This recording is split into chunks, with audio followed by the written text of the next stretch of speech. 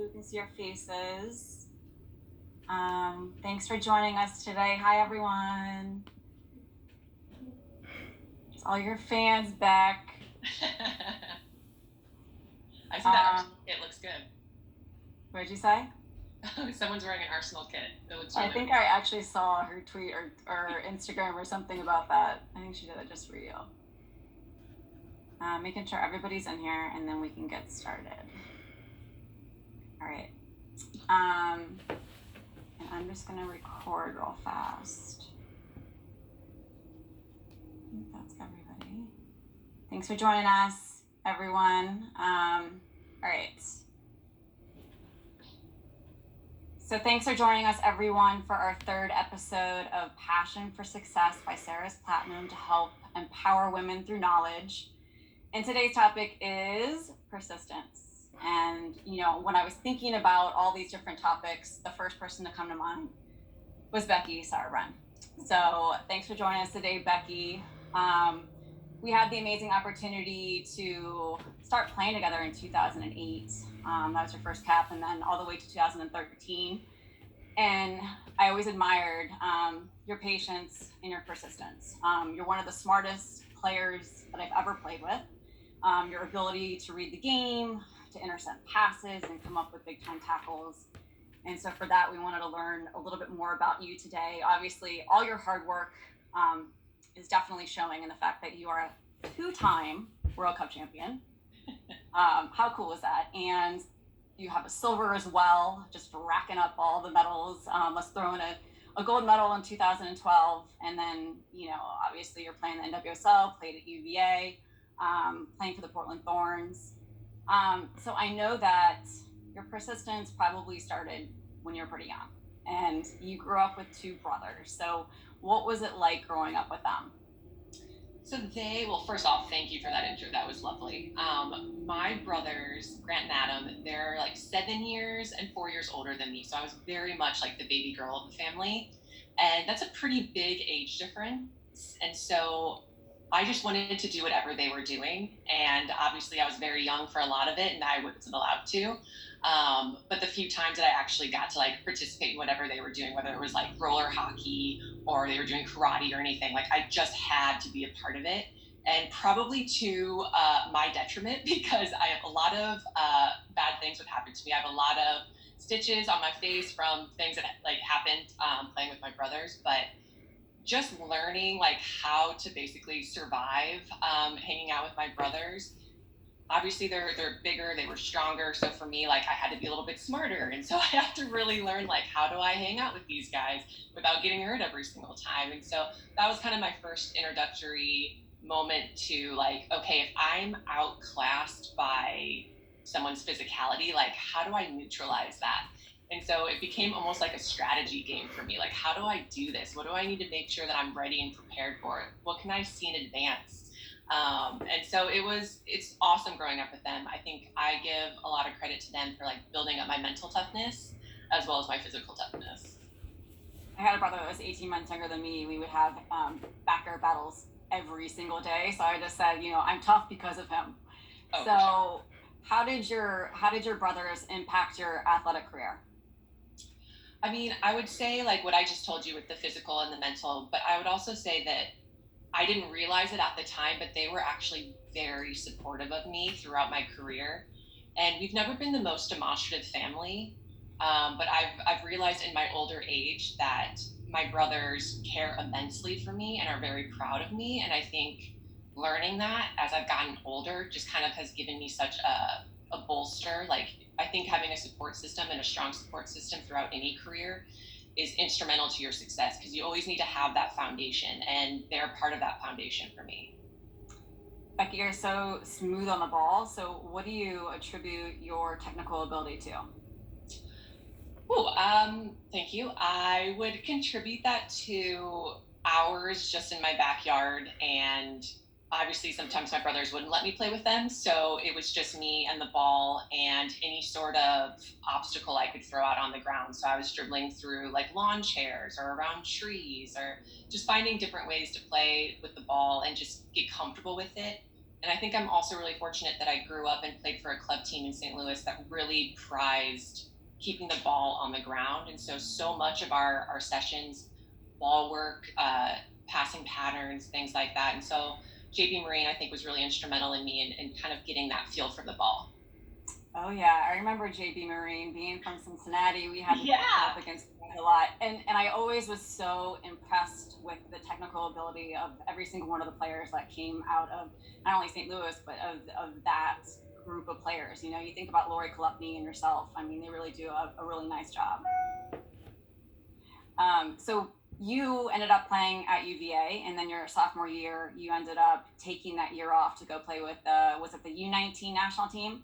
Mm-hmm. So playing in a World Cup, and then after that you had 3 more years of college. I don't think most people realize what a big ask that is of college players to be able to juggle not only playing in college but also playing with the youth national team and then juggling school.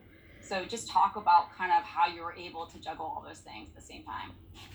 Yeah, I would say it was really difficult. And luckily, that first year that I had at UVA, I was just a student athlete at UVA. I wasn't playing too much with the youth national teams. They kind of let the players that were playing on the U19 kind of get a feel for college. Mm-hmm. So luckily, that first year I learned a lot because you're right, it's not easy being a student athlete. And just playing collegiate sports and doing academics, like that in itself is a full-time job. And so, yeah, you add in then all these obligations with your youth national team, and it's tough, and you have to use the resources available to you. And so for me, like I was uncomfortable with it, and you have to get comfortable with being uncomfortable, but like asking for help, and whether that were professors or the student resources, asking for help with certain assignments and things like that, and you just have to learn. And I had a mantra in college, and it was like, this just has to get done. So I need to find a way to get it done. And obviously, I would try to do it to the best of my ability. But so much of college and balancing academics and sports is like, you have to show up every day. You have to show up at practice. You have to show up at your classes, and you have to do the work. And like that was just what I had to sacrifice, some of my social life, but you also need to find times to have fun and kind of refresh too. So it's really such a balancing act, and you just kind of learn as you go, and it gets easier and easier. But there were definitely times where I'd be driving back on the bus from a night game on a Thursday night, and I'd have an exam, and I'm studying on the bus at 2 a.m., like trying to just cram knowledge in, and you have to do it. I didn't start playing with the youth team until I was under 21, so I was a little bit older. And I know that you started from a pretty young age and were consistently in those camps. Was that a good thing for you to be able to be in those camps and kind of see what it took? Did it drive you more, or was it more challenging to kind of reach the top? I think that's a great question because I very much feel like I am a baby of the national team program because I did start when I was 14 at one of their ID camps, and then played with the 16s, 17s, 19s, like all the way up to the senior team. And so I think from a young age, I was made aware of what it took to be in the national program. And I think the fact that all the youth teams were always showing us the senior national team, and like, this is the player that you should be watching, and this is the success that you should be striving for. And I think having that pathway made available to me, I think really helped me, and made me aspire to reach those heights that maybe if I hadn't been part of that youth program, I wouldn't have felt available to me. But I mean, I think it depends on the player, because my path to the senior national team was not smooth. I had my ups and downs where some of my teammates kind of just was a constant trajectory up onto the senior national team. So everyone's path is always going to be different regardless. Right, but your persistence paid off, so it's okay. So 2008, you ended up getting your very first call up with the full national team under Pia. What was that first camp like for you? Oh man, well, let me tell you about when I first found out I got invited in. So I think I had just finished one of my finals that year, and eligibility was done. So I was kind of like, what am I going to do with the rest of my career? Like, I really don't know what to do. And I was sitting in my apartment, and my boyfriend Zola, he was there with me, and I got this email from this lady called Cheryl, and I'm like, who is this person? And it was it was an invitation to the January camp. And I mean, Zola and I were just celebrating because he knows like how much soccer means to me, and just to have that opportunity to even be invited into camp. So we were just like flying around the room, celebrating, like so excited. And then like preparing for that camp, I am so nervous. But I promised myself going into that first camp that I was just going to learn as much as I could learn. Like I really had no expectations. I don't think anyone had any expectations for me. It was just like, hey, this college player did well, let's give her a chance. And so I went into that camp actually feeling like pretty free. I mean, I wanted to show well, but I also knew that like probably I wasn't going to make the roster for that tournament, the Four Nations tournament that was attached to that training camp, and somehow I did. And there were a couple injuries that made it available for me to make that roster. But then I obviously got to go to the Four Nations tournament and get my first caps.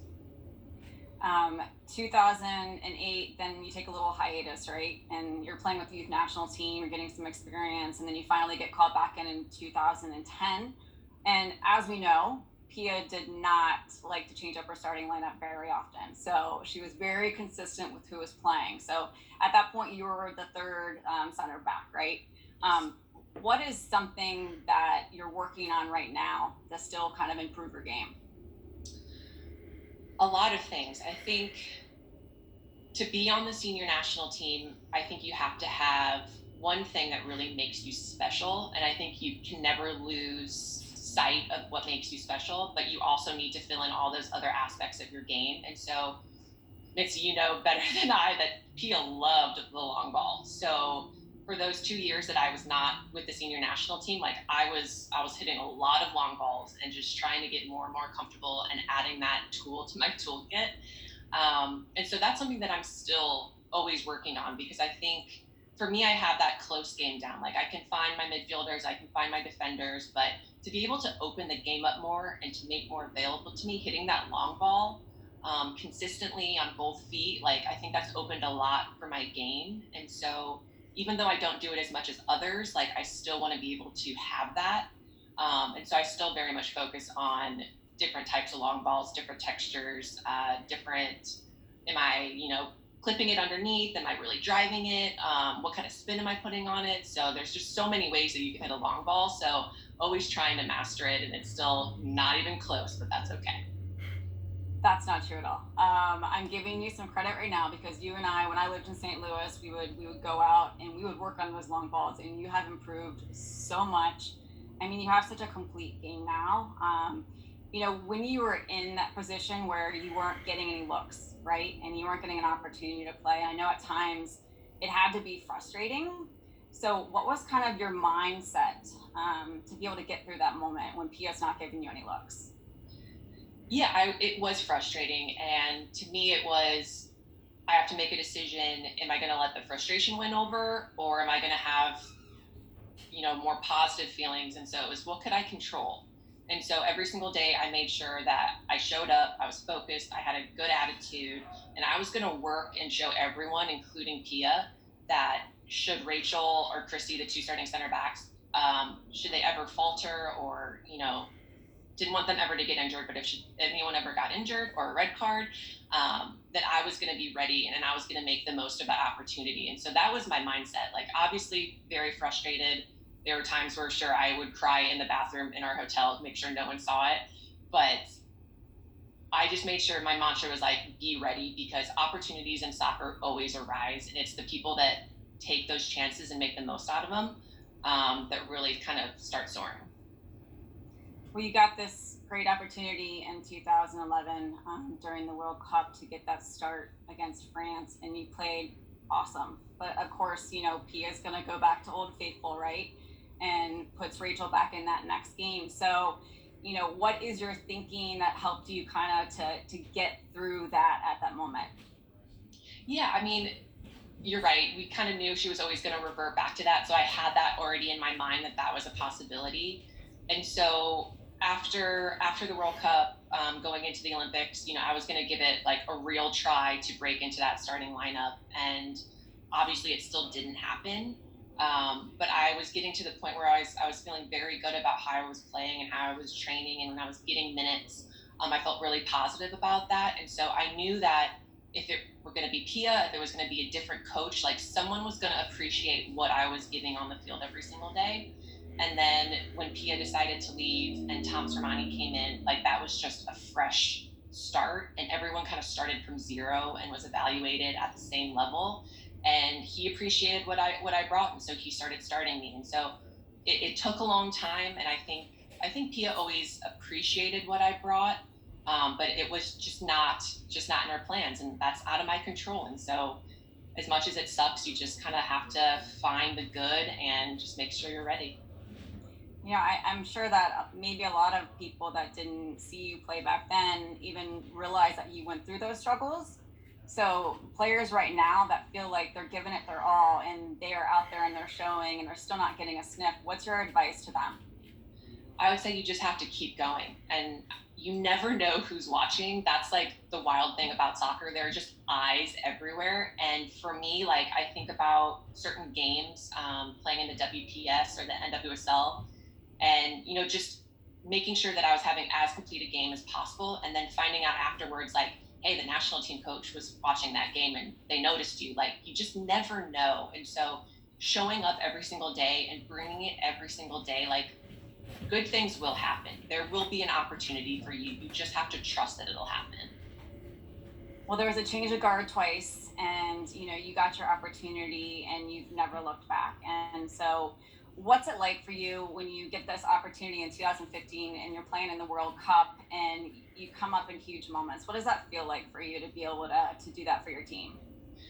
I mean, it feels so amazing. And a part of me going into 2015 still wasn't sure where I was at internationally compared to other teams, to other attacking players. Like, would I be a liability on the field?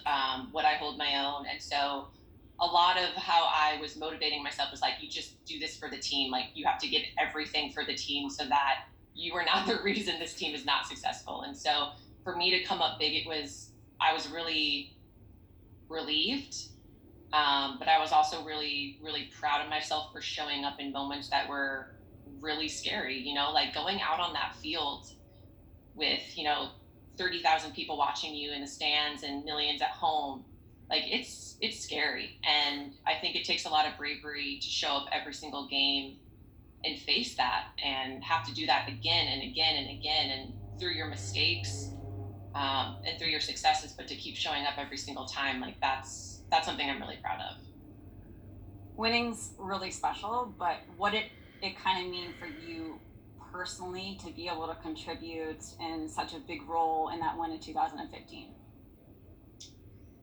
I think, I mean, you and I were both kind of in a similar boat in 2011 where I thought, trained really hard. We were making the starters as good as they could possibly be by putting that pressure on them. And I felt that we were good teammates, sitting on the sideline and cheering our team on. But I think there is a difference when you're, physically contributing to a team's success. And for me to be able to prove that to myself, and to the coach and to my teammates, that like I can be really helpful to this group, I would just say, really proud. And you think about all those moments that led to 2015, then you just have to appreciate all the ups and downs and all the moments in the hotel bathrooms where, you're just like, I'm never going to get a chance. Like, this was my chance. Like, you have to make the most of it. I know that you really looked up to Carla Overbeck as the captain of the U.S. Women's National Team, especially in 1999, the way that she led them through that victory. How does it feel for you to realize that you are a two-time World Cup champion? You have one silver, you have one gold, and there's still more to come. Honestly, it's wild. It's so wild every time I think about that. And when people kind of say all those tournaments that I got to play in, and luckily the successes that the teams had, and to me, like, all I can ever say is like, it's just icing on a cake I never thought I was going to have. And the wonder of being on this team and winning those things, like, that never goes away. So there are times where, like, I'll just be sitting and I'll just get caught in a moment and just be like, this, I can't believe any of this is happening. And so I hope that never goes away. I mean, it certainly hasn't in, how many years I've been on this team, but it's just crazy to me. It's all icing. Becky, what do you attribute your drive to? I contribute my drive to, unfortunately, I would say, this feeling that I'm never where I want to be. I'm never as good as I want to be. I'm not where I want to be now, and I touch moments of it, and I just want more. I just want that feeling more and more and more. So I think that that drive of not being complacent and not resting on my laurels and always like I'm not good enough. I need to show these people that I'm good enough. I think that that really keeps me driven and on fire and just trying to get better every single day. So I know that you're extremely hard on yourself. And I think that, there's a lot of good that comes out of that. I think that's why you're so persistent. That's why you're so driven. And that's why you've had so much success. Has that changed all the way that you talk to yourself? Has it always been the same? Or are you trying to be a little bit more positive? Is there anything that you've changed over the years, or is it pretty much the same? No, it's gotten way better. I would say when I was younger, it was actually more crippling my confidence, and I think as I've gotten older, I've given myself a little bit more grace, especially when it comes to making mistakes. Like before, it would just haunt me until the next time I got to play, and sometimes it still does, but I've gotten a lot better to let things just kind of slide off my back a little bit more, and I kind of changed my perspective around making mistakes and okay, I can learn from that mistake. Like, what did I do wrong? What should I have done? And then it's so much easier for me now to like, here's the mistake, I'm crumpling it up and I'm like throwing it away. Like, I don't want to dwell on it anymore. And so I feel like it has made my mental health a lot better playing soccer. And also just my confidence, I feel like, is a little bit more stable than it was when I was younger. Becca, how did you develop your leadership style, and how has it kind of evolved over time? I would say my leadership from 16, 17s with the national team, with my club teams and such, has always been through example and through my professionalism. And I think as I've gotten older, that wasn't enough. And I've had coaches and teammates ask more from me, whether it comes from being more of a vocal leader, or even more of like, not a disciplinarian, but really like calling people out on their bull. So that's something that doesn't come very comfortable to me, but it's something that I've started to add to my leadership style, and I've gotten more comfortable with it as I've gotten older because I think I've gotten more comfortable with myself. But I also think that I've gone through a lot. I've had a lot of experiences throughout my career, and it would be a disservice to my teammates if I didn't share my scars. And so that's really helped me kind of open up and be more comfortable too, is that it really would be a disservice to everybody if I just stayed in my little comfort bubble. I know you're a huge student of the game and constantly watching international games. So, at the national team level, how much of practice is focused kind of on learning, and how much is focused on repetitions? I would say when you get to that international level, so much of that is watching film and it's understanding tactics and it's being able to make in game decision making and not waiting until halftime for your coaches to kind of solve things for you because by then it could be too late. And so, so much of what we do now is X's and O's, film, showing the other team, showing us how do we change different position making to draw players out in certain ways.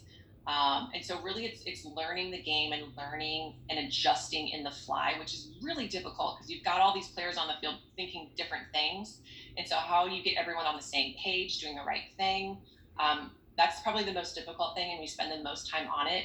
But I would also say that like the mental aspect of the game, the physical aspects, the technique, like so important. But as the game has evolved since I've been playing it, I would say that teams have gotten so much smarter. And so if you can't be as smart, no amount of technique, no amount of running is ever going to help neutralize that. And so you have to be a student of the game and you have to learn and adapt because the game keeps adapting. I feel like since you've been playing with the national team, you've had four coaches. So, how do you adjust to the different coaching styles and team styles? I mean, sometimes there's a learning curve. Sometimes it's really seamless. Other times it's really not, and you have your struggles. And some coaches view players in certain ways, and they have a narrative about certain players that it takes you a while to kind of break free of to change their mind. And so you just try to be as open minded as possible. You try to be coachable. but you also can't lose sight of the player and the person that you are. You can't change who you are to please the coach. So I think being authentic is also really important, because you can't hide who you are, and if you're pretending to be a player or person that you're not, you're going to get found out. So I think staying authentic is really important too.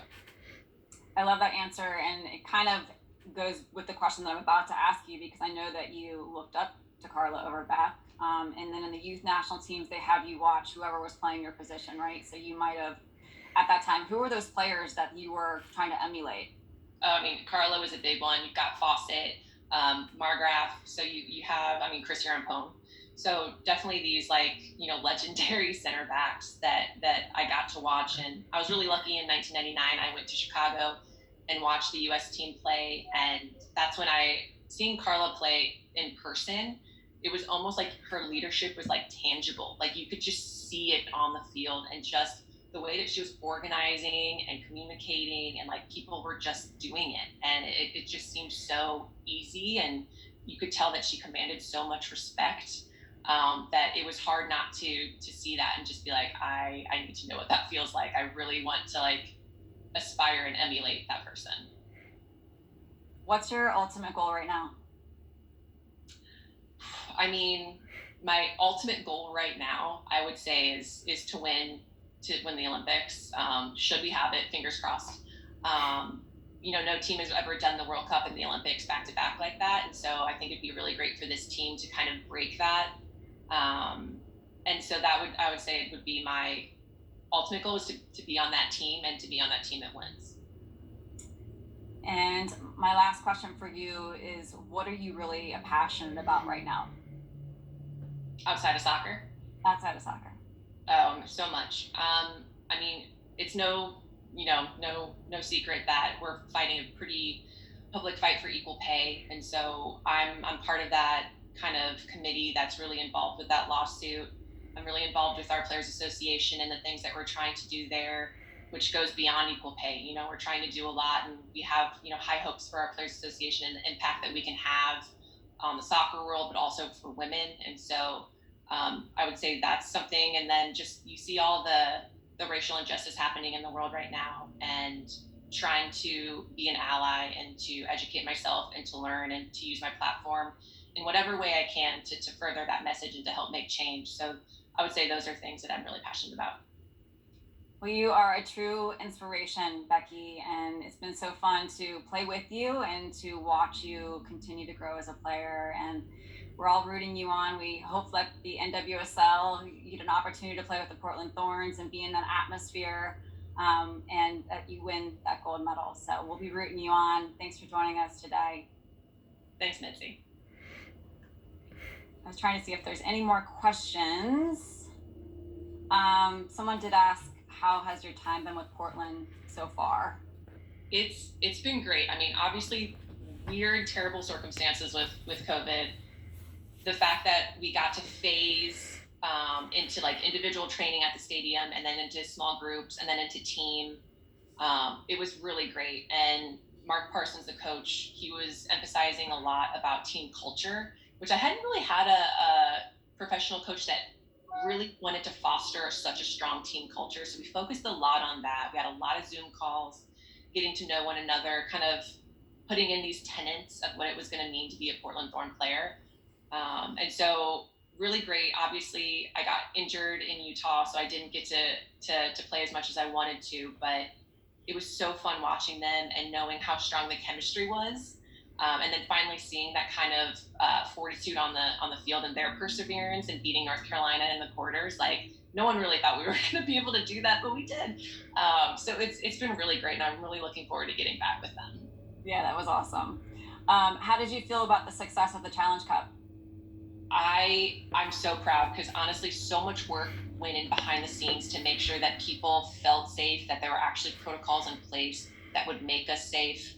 I had a bunch of calls with the Utah owner, Deloy Hansen, who was putting on the tournament. We all asked a lot of hard questions, and the league did everything that we asked. And I think you can see the proof of that success in that we had no positives at all the entire time.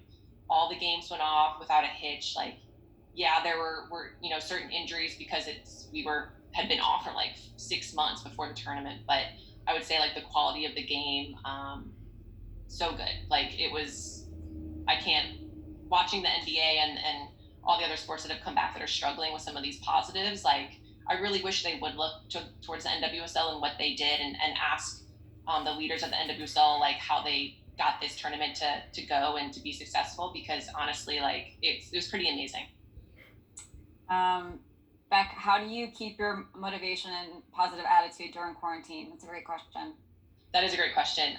There have been tough days, and what I have found for myself is that keeping some sort of structure in my schedule has really helped kind of my mental health. And so I kind of structure my day around, maybe it's PT, maybe it's getting on my bike and taking a ride, but like having something to look forward to and to like prep for has been really helpful. It's the days where I have like nothing planned, where I can kind of find myself getting into a little bit of a slump, and I'm on, my phone a little bit too much or watching too much TV. So for me, it's kind of keeping that perspective of I am training towards something. There will be something on the horizon. I don't know what it's going to be or when it's going to happen, but kind of keeping that long term distance goal in my mind, that's what I'm training towards, I think has really helped me.